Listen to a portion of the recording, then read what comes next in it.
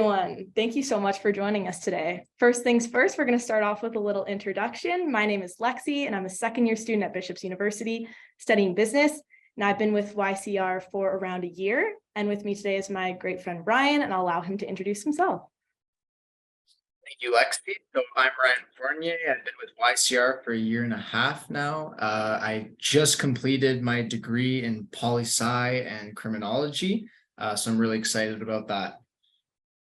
Thanks, Ryan. Well, welcome back to YCR's Food for Thought series. For those of you who are just seeing YCR for the first time, we are an advocacy group made by students and young professionals for students and young professionals who believe that Canada can have a strong future in resources, the economy, and the environment. Please connect with us on Instagram, Facebook, and LinkedIn at YC Resources if you want to learn more about what we do. I am pleased to introduce to you today Cody Battershill, who is an accomplished Calgary-based realtor and passionate energy advocate. Cody is a leading voice in the Canadian natural resource industry as the founder of Canada Action, a non-for-profit resource advocacy initiative.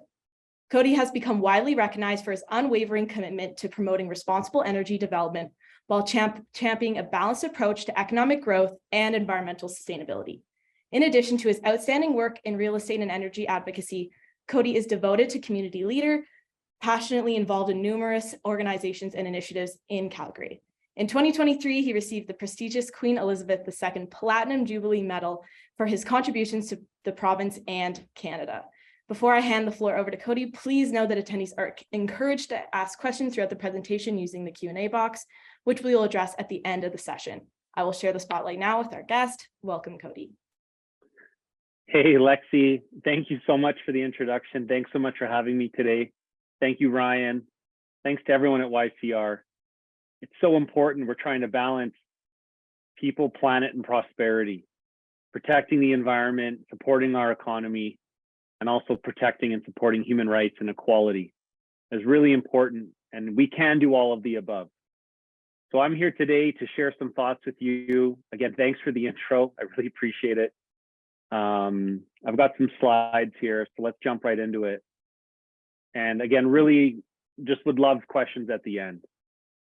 So Canada Action, we're very focused on Canada's vast abundance of natural resources, how we develop those resources responsibly, and at the same time, how we create the most value and economic opportunities for our families while protecting the environment, while being a leader, showing the rest of the world we must do both. With everything going on in the world today, we know we can continue to take action on the climate while also providing reliable and affordable energy to support families around the world within our allies and trading partners. We can do both. And so I wanted to start with this ad that we had running, just talking about, again, our allies want our responsible energy. Currently, the Prime Minister's in South Korea. We're signing deals for hydrogen. Japan and Germany came asking for LNG. We can reduce emissions today globally with LNG. We can reduce emissions in the future with hydrogen. We can do both. And so again, that's going to be a key theme you're going to hear me touch on today, is doing both. Now, energy. Energy is everything around us, everything we're wearing, everything we've ever done, everything we've eaten, every experience we've ever had is made possible by energy. The food that we eat so that we have human energy. It takes a lot of energy to create, from the fertilizer, the water, the processing, the farming. Everything is energy, and energy demand is going up. Energy demand across the board. In the world today, there's still about 1 billion people who aren't cooking with what's considered clean indoor cooking fuel. Still suffering high rates of indoor air pollution, leading to sickness and disease. There's still many billions of people who are seeking to improve their quality of life, their quality of living, having more opportunities for their families and their children, their futures. And so energy, again, is life. Energy is everything. We're going to see energy demand continue to increase. Now, as energy demand continues to increase, it's interesting when we put in perspective, there's a lot of conversations about fossil fuels. When we put in perspective the conversation around fossil fuels and renewables, it's not a choice of either or. We need both. I'm very much pro wind and solar, hydro, biofuels, geothermal, tidal, nuclear, oil, natural gas. And while we're talking about Canada, sustainable Canadian forestry, sustainable Canadian mining, sustainable Canadian agriculture. But when we look back, 1970, fossil fuels about 94% of global primary energy supply.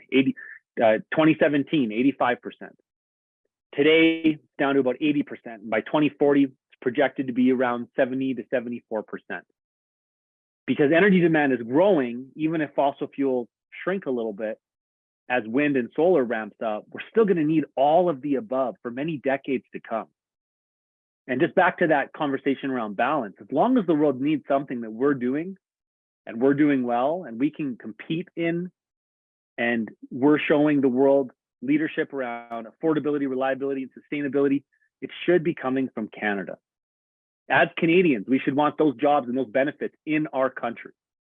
And our greatest contribution to global energy security and climate action, peace, spreading democracy, sharing our values of transparency, equality, and reducing our environmental footprint, it should be coming from Canada. So it's very interesting. You know, the first wind farm in Canada was Pincher Creek, Alberta, 1993.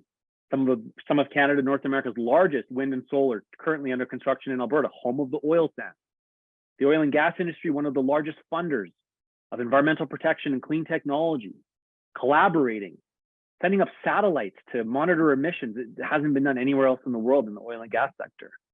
And so energy demand's growing, renewables are growing, fossil fuels are shrinking a little bit as a percent of total, but not by a whole lot. And that's kind of back to the point around we need everything. We need all of the above. And so currently today, renewables are at a record high. That's awesome. Natural gas, LNG demand, expected all-time high and expected to continue growing massively. Great opportunity for Canada, all of the above. Oil demand, record high, going to continue to grow. And coal demand. And people will talk about how China is building more renewables than anywhere else in the world. They're also building more coal than anywhere else in the world because they want to balance environmental protection with energy security, reliability. And so Canada has an important role to play exporting our knowledge, our expertise, our technology, and really setting an example that we can do both energy and environmental protection. We can do it well. We do it well. And so Canada, we're talking about all of these different things. Leader in hydroelectricity. We get almost 83% of our power from non-emitting sources, far surpassing many other advanced economies in terms of non-emitting power generation. We're the world's second largest exporter of electricity. Now, we were sixth at the time this was made. And you talk about oil, natural gas, nuclear power, advancing small modular reactors.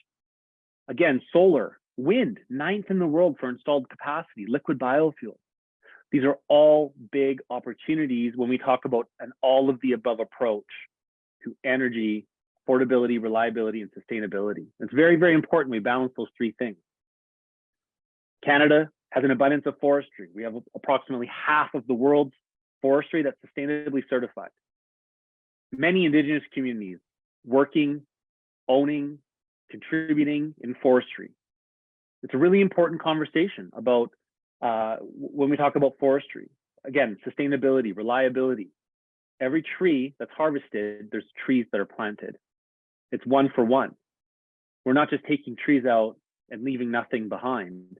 And practices continue to evolve. Practices in all of Canada's resource industries. Are we perfect? No. But is construction perfect? Is tech perfect? Is real estate perfect? You know, is fashion perfect? What about Hollywood? What about the airline industry? You know, everything that humans do has an impact. And I think we as Canadians can be really proud. We're really focused on continual improvement, progress, progress, progress, progress. That's what we're focused on. How can we get better? How can we make sure that these benefits are the most equitable? How can we maximize the value we receive and the economic opportunities for all Canadians? How can we always reduce our footprint? These are really important conversations around balance. Agriculture. Canada's the 5th largest exporter of food. We're one of roughly half a dozen countries in the world that's a net exporter of food. About 200 countries, and there's half a dozen that are net exporters of food. You really think about Canadian farmers. You really think about fertilizer production, potash. You think about the people who build the tractors. You think about the people who are driving the trucks. You think about every single person who works at our local grocery store. They are all a part of our food system. And they all deserve our thanks and our appreciation for keeping us fed and also for helping to keep the world fed. Again, we have to balance affordability, reliability, and sustainability. Now back to oil. Oil has been a hot topic in Canada for the last 10 years, 13 years, Keystone XL. Since Keystone XL was shut down, was opposed and eventually shut down, what happened? Oil demand increased by about 13 million barrels a day. And without Keystone, who else is going to supply the US Gulf Coast with oil? Because Venezuela, Mexico, Ecuador, Saudi Arabia, and Brazil are the other top suppliers of heavy oil into the United States. And so again, it's this reality that shutting down Canadian projects hasn't reduced demand, but perhaps it's helped other producers with weaker standards, with inferior rankings when we talk about some of these big metrics. I'm really proud Canada's a top performer when we're talking about peace, the rule of law, transparency, human freedom, equality, democracy, resource governance. How is our resource industries, how are they governed? And again, are they perfect? No. There's things in the news. We can always improve. That's a part of that transparency. Sustainable development, environmental performance, and the Green Future Index. The oil and gas industry has been one of the largest funders of wind and solar. And we just have to remember, we're going to need all of the above as evidenced by some of my previous slides. So as Canadians of the world's top 10 exporters, I think we should and we can really feel proud of the work we're doing to reduce emissions per barrel of production down dramatically in the last 20, 30 years, while production, yes, has increased, but that's to meet global demand. And as long as the world needs it, it should be coming from Canada. The oil and gas sector, I touched on this briefly, but the largest funder of environmental protection expenditures by industries in Canada, the largest funder of clean technology. These are facts, these are statistics, these are realities that do play an important part of the conversation when we're talking about balancing energy and the environment, energy and the economy. And it's no secret that many other jurisdictions have actually come to Alberta to see how we regulate the industry, to learn from our regulator, the Alberta Energy Regulator. And that is has happened for many, many decades, many years. Again, are we perfect?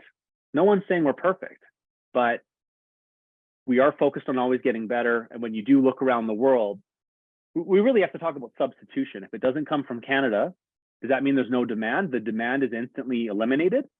Of course not. So who's going to produce instead? Where's it going to come from instead? Again, I really do think that if it's a Canadian-made car, a Canadian-made hockey stick, a Canadian trip, for someone who's talking about going and traveling, doing some tourism, come to Canada, buy from Canada, trade with Canada. You can rely on us. You know that we value environmental protection. You know that we're continuing to make sure that Indigenous economic reconciliation is a priority. You know that we are committed to reducing emissions and climate action. But let's have those conversations within the global context. It's really important. This is from a couple of years ago, but at this point in time, Canada was like almost half of global oil production subject to carbon pricing. And in fact, Alberta was the first jurisdiction in North America with industrial carbon pricing. And that would have been applicable to all industry, oil production, oil sands in Alberta, going back a long time. There's a long history of leadership on climate. That's not always reflected in a lot of the conversation that's happening out there, or a lot of the protests. And it's kind of concerning that you have people protesting made in Canada resources, but they're then ignoring imports to Canada, tankers on the West Coast, tankers on the East Coast from countries that maybe don't have carbon pricing, maybe don't have this climate commitment, maybe don't have the same level of protection for freedom of the press and equality, transparency, democracy, and other considerations.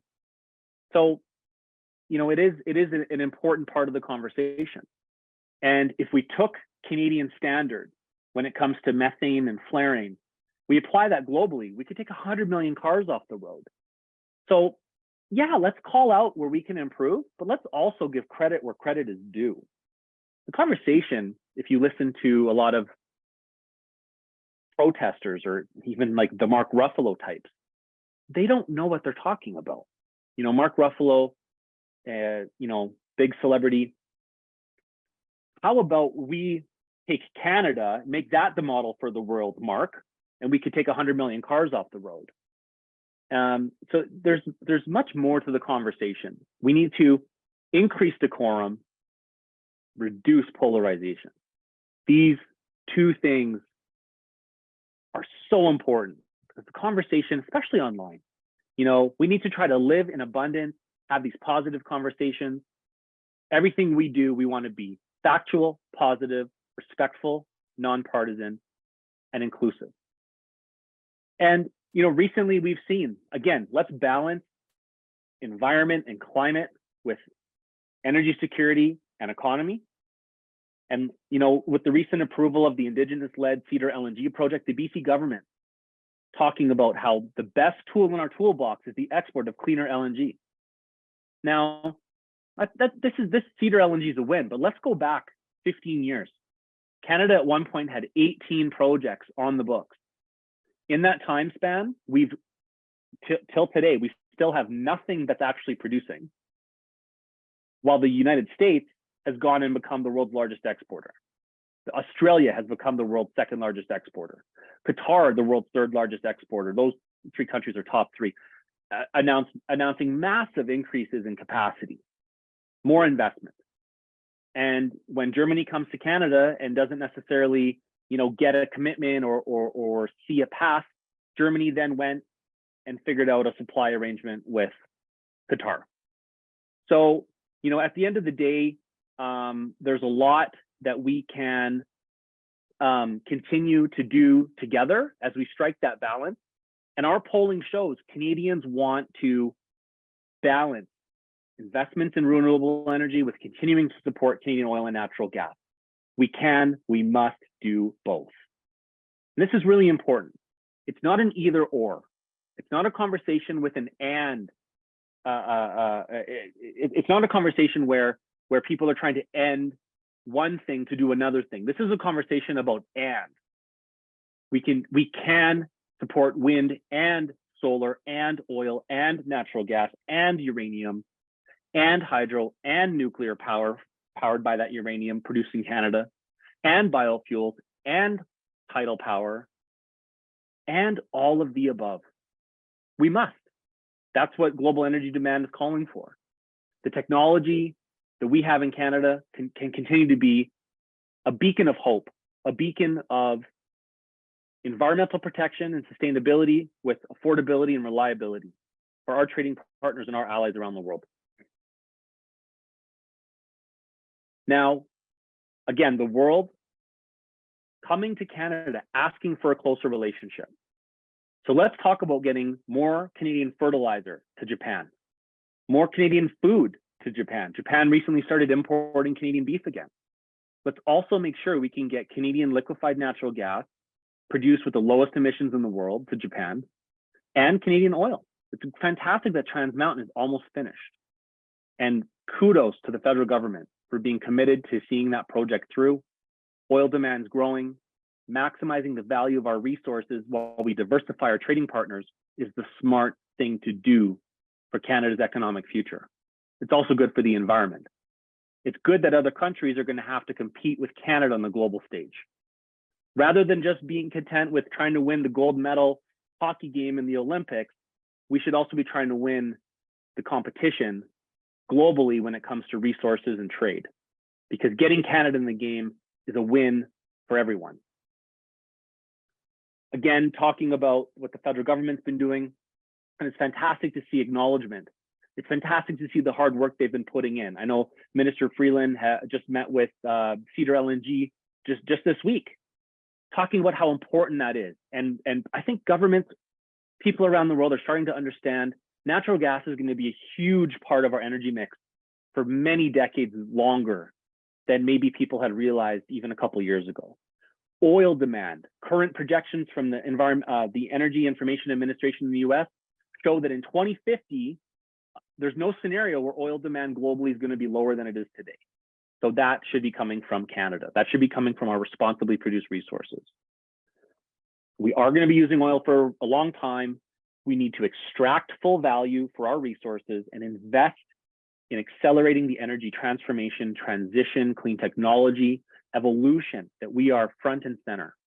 This does not mean choosing. This does not mean picking winners and losers. It does not mean supporting one over the other. It means supporting all Canadian jobs, all Canadian families, all Canadian resources, and all Canadian energy sources. This is the path forward.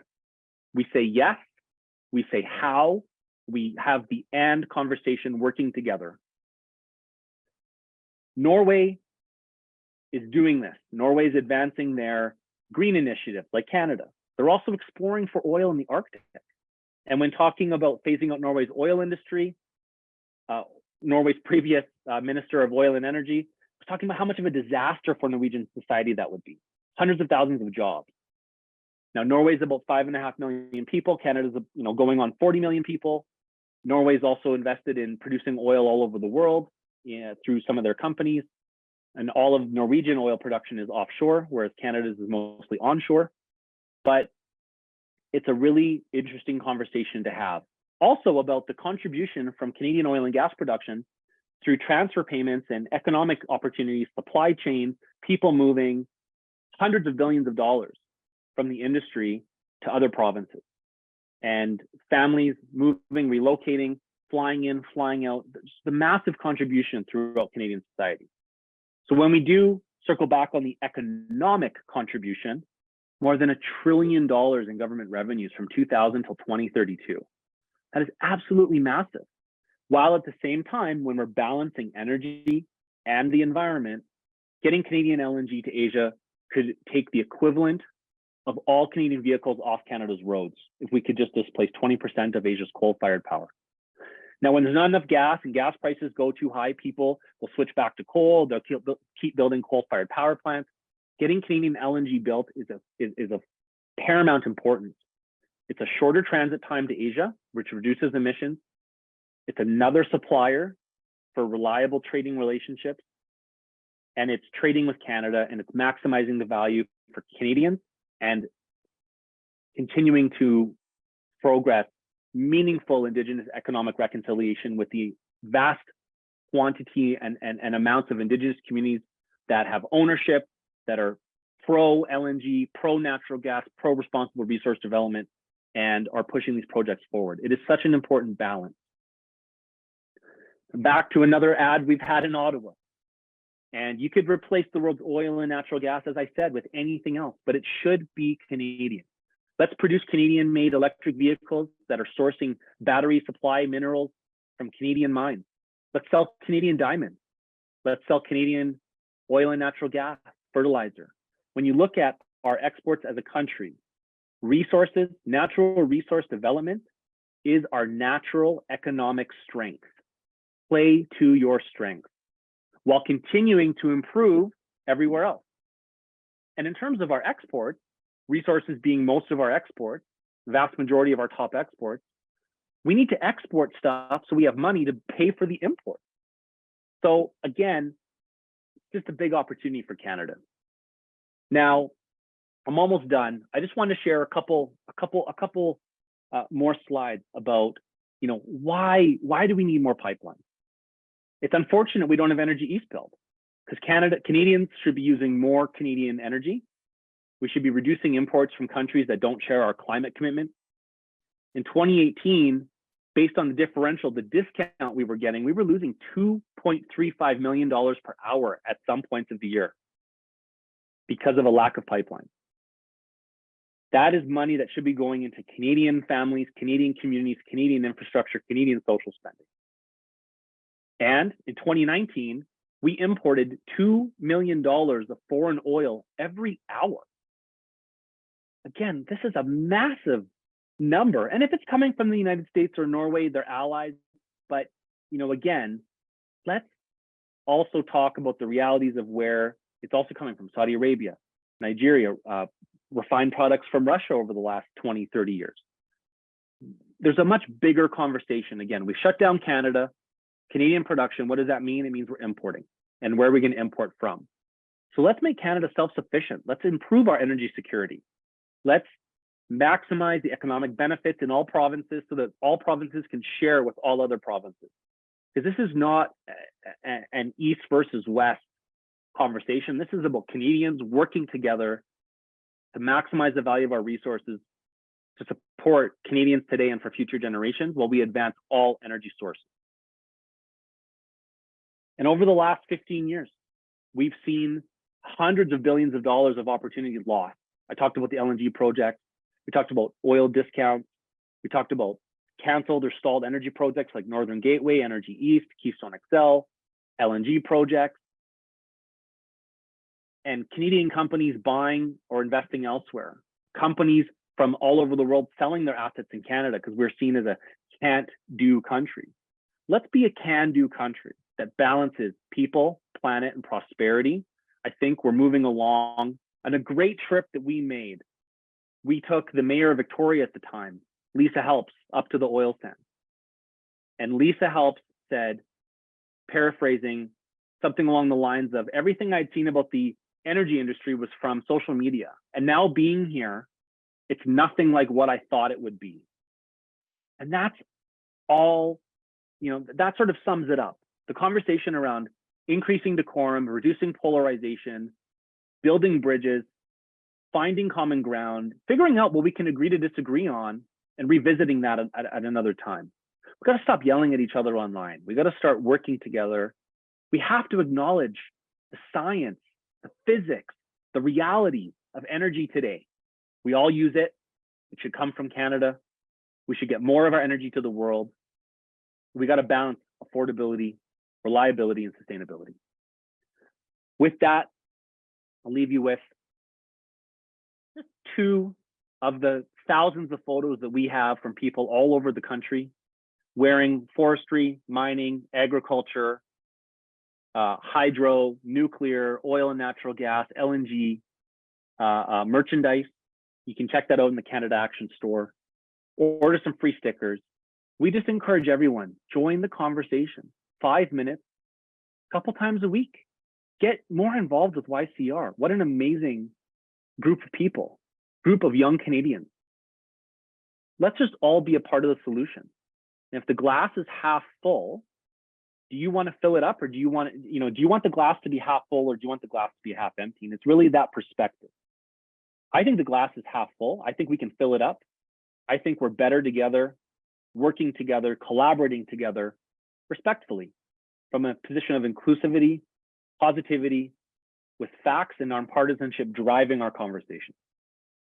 Thank you very much. And I love any questions.